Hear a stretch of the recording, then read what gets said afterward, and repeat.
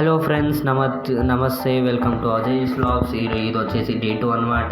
నేను మార్నింగ్ అయితే మా తాత వాళ్ళ చేను దగ్గరకు అయితే వెళ్ళాను అనమాట. మా తాత అయితే 4:30 అంతా వెళ్ళి ఆవులన్నీ బయటకు ఎట్టేస్తున్నారు. మా తాత అయితే ప్యాడ్ ఎత్తుతున్నారు అనమాట. నేను అన్ని ఆవులని చూసుకొని ఒక ఆవులో అయితే పాలు పిండాను అనమాట. అలా పాలు పిండేసి ఇంకా 2 ఆవులు ఉండేవి. అది తాత పిండుతూ ఉంటే అలా వెళ్ళి చెట్లో జామకాయలు అవన్నీ పీక్కున్నాను అనమాట. అలా ఇంటికి వచ్చి ఫ్రెష్ అప్ అయ్యి రెడీ అయిపోయినా. అలా నా బైక్ ఎత్తుకొని కుప్పం అయితే బయలుదేరేసిన. కుప్పం పోయిన తక్షణం ఐస్ క్రీమ్ కూడా అయితే అన్న అయితే నాకు ఆర్డర్ ఇచ్చినాడు. ఆర్డర్ వచ్చేసి మన తిరుపతి గంగమ్మ గుడి పక్కల మెడ్రాస్ బేకరీ అనమాట. అక్కడ వెళ్ళి స్టాక్ అంతా వేసేసి అంతా సెటప్ చేసి వచ్చేసిన.